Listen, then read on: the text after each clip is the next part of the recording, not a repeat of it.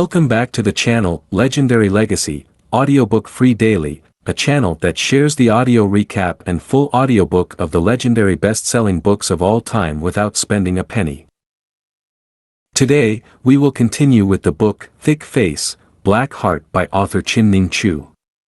This is a book that teaches you how to apply the ancient wisdom of Asian philosophy and strategy to achieve success in business and life.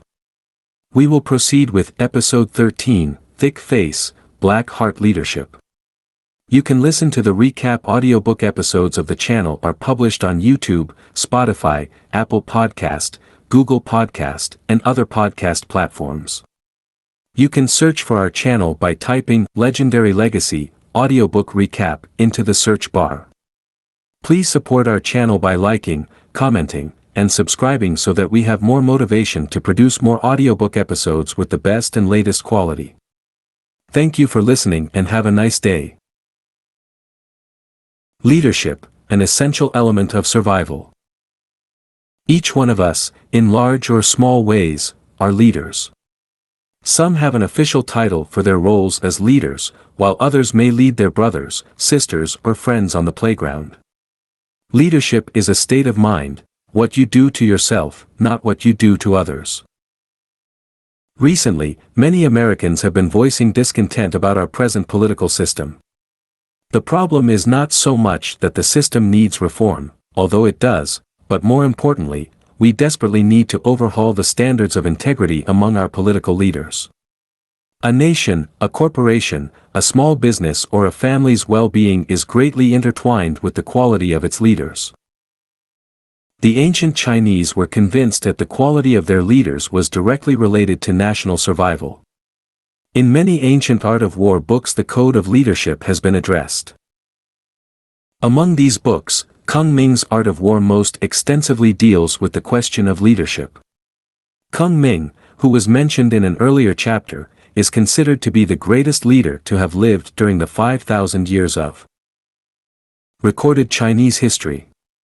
His book, which is relatively unknown to Western readers, defines in detail what constitutes a great leader and a poor leader. Kung Ming's description of a great leader shows a great deal of similarity to a thick face, black heart practitioner.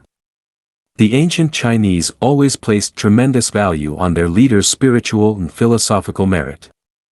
Even today, the Chinese place virtue over technical ability when evaluating a corporation employee or government official. A person with great abilities who lacks of spiritual depth will not be a benefit to his organization, but will be a threat to himself and others. People will naturally follow a person who possesses strong spiritual qualities in addition to his professional aptitude. As the Chinese are fond of saying, for a worthy leader, one will walk across boiling oil and raging fire to support his leader's objective.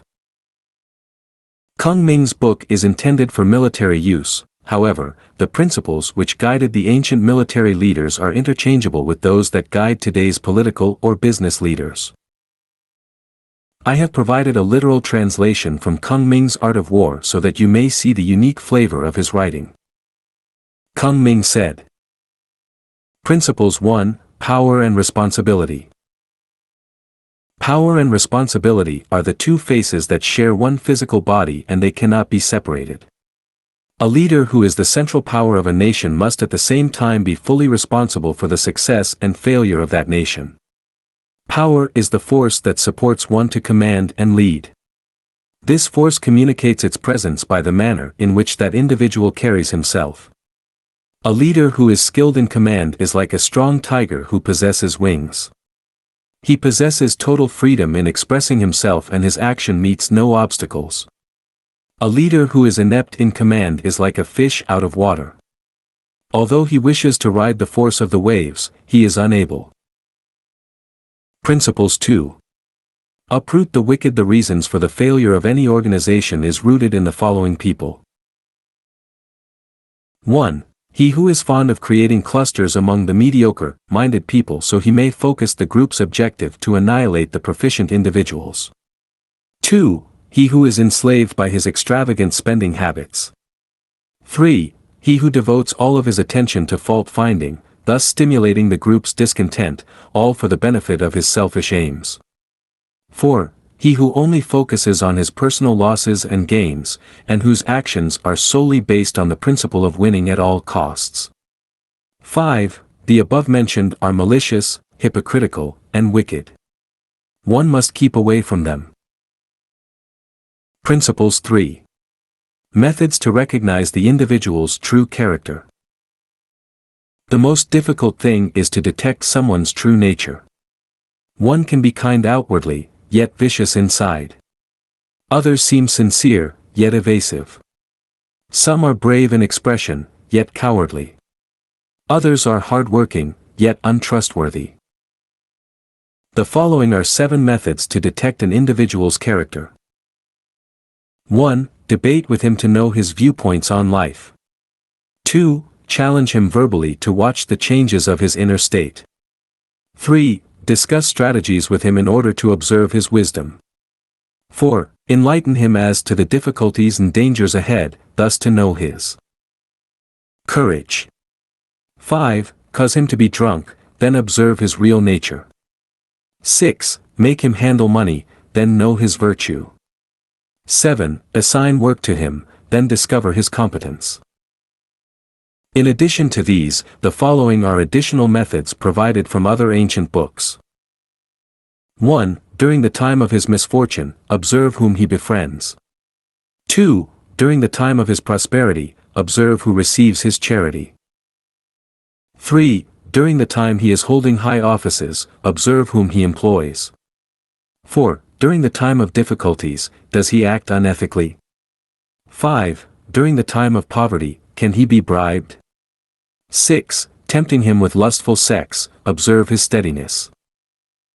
Principles 4. 6 different types of leaders. 1. The compassionate leader. He guides his troops with a virtuous heart and supervises them with strict standards. He knows his troops' difficulties and appreciates their devotion. 2. The virtuous leader. He who does not reject responsibilities. He is never concerned about his personal interest. To him, there is only the glory of death, not the shame of living. 3. The wise leader. In good times, he is self-restrained. In victory, he is not self-satisfied. He is wise, yet yielding in expression. He is strong, yet humble in manner. 4. The strategic leader. In planning, he is creative and original. In action, he is resourceful and imaginative. He is able to turn disadvantage into advantage and defeat into victory. 5. The courageous leader. Place him in an ordinary situation and he seems unimpressive. However, the bigger the challenge, the more courageous he becomes. 6. The great leader. When he meets a proficient individual, he treats him with great respect. He has the capacity to accept criticism and suggestions. He is tolerant, yet firm. He is courageous and brave, and also skilled in strategies. Principles 5. The 8 character flaws among leaders. 1. Greed. Jealousy of others' competency and proficiency. 2. Those who are easily influenced by others' gossip and opinions and take delight in praise. 3. He who focuses only on understanding others, yet knows nothing about himself. 4. Indecision. 5. He who is enslaved by the sense pleasures. 6. Malevolence and cowardice. 7. He who is evasive and deceitful, only paying lip service, a lack of sincerity.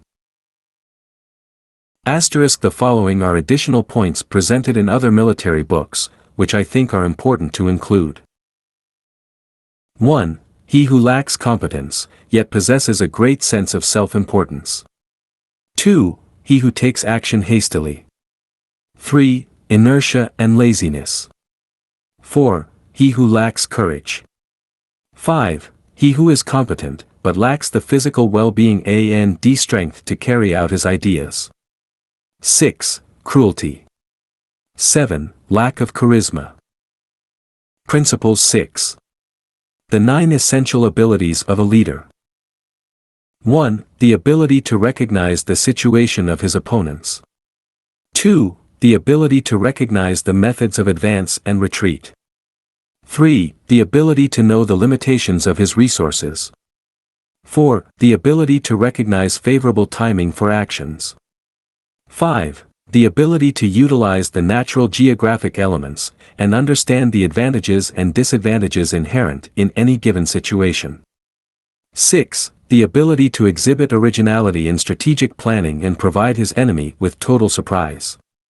7. The ability to hold his plans in total secrecy. 8. The ability to create harmony among his troops. 9. The ability to generate common objectives among his troops. Principle 7. Yielding and overcoming. A good leader is strong, but not brittle. He is flexible, but not indecisive. He understands the principle of the fragile overcoming the strong, of the delicate conquering the forceful. He knows that if one's character is genuinely weak, he will perish. When one's character is overly forceful, destruction is waiting for him. A good leader should be neither forceful nor fragile. This is the Tao of leadership. Principles 8. The two standards of good leadership. 1. A good leader should not be arrogant. Arrogance will lead him to forget his manners. Due to his lack of manners, he will lose the respect of his troops, who then will reject him and cause his army to disband. 2. A good leader should not be miserly. This will cause him not to reward deserving individuals properly. When the soldiers have not been rewarded accordingly, they will not devote themselves to the cause wholeheartedly. This will eventually lead to the threat of national security. In ancient China, switching allegiance from one nation to another was done as easily as we change jobs today. Principles 9. One who is skilled in defeat will not see destruction. This point we have addressed extensively in a previous chapter. Principles 10. A nation well prepared in self-defense will have no worry of invasion by others. Self-defense is essential for national survival, just as the bee and scorpion have been equipped by nature with poison for the protection of their survival. Principles 11. The 5 assets and 8 liabilities of a leader. 5 assets. 1. He possesses a majestic air and the ability to motivate others. 2. He respects his elders and is benevolent to his brothers. 3. He is faithful and loyal to his friends. 4. He is tolerant towards the masses. 5. He is diligent in the execution of his duties to accomplish his objectives. 8 liabilities.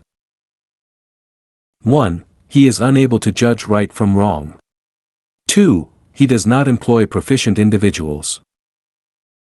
3. He does not strictly execute the laws. 4. He does not perform charitable works for the needy. 5. He is unable to project the future outcome. 6. He is unable to prevent the leaking of top-secret information. 7. He does not or is unable to recommend deserving individuals for appropriate promotion. 8. He is unable to take full responsibility for his defeat. Principles 12. The 3 must-haves for a proficient leader. 1. Heart and stomach. The heart and stomach are the most essential part of our physical body. They are dear and close to us. A proficient leader must surround himself with wise and trustworthy counselors. He needs them as he needs his own heart and stomach. Without these people it would be as if he were walking in the dark of night without proper directions. 2. Ears and eyes. A proficient leader must have additional pairs of ears and eyes who are devoted to him. Without these people, he would be in the dark and isolated. Knowing is power. 3. Claws and teeth. The claws and teeth are essential when you need to scratch and to bite others. A proficient leader needs to have people who are specialized in executing his killer instincts. Sometimes it is necessary to do some biting and scratching in order to accomplish one's just objectives, and these people are also useful for his own self-defense. Without these people, he would be like a hungry man who has eaten poison, his death is certain. Principles 13. The organization of the troops according to each individual's natural abilities. Each individual should be placed where their talents are utilized best. An individual who can move swiftly and skillfully should be assigned to a regiment carrying out a sneak attack, while a slow, but strong warrior might be suited best for a longbow regiment. Principles 14. 15 Codes of Leadership. 1. Understand the importance of espionage. 2. Be diligent in obtaining the enemy's information.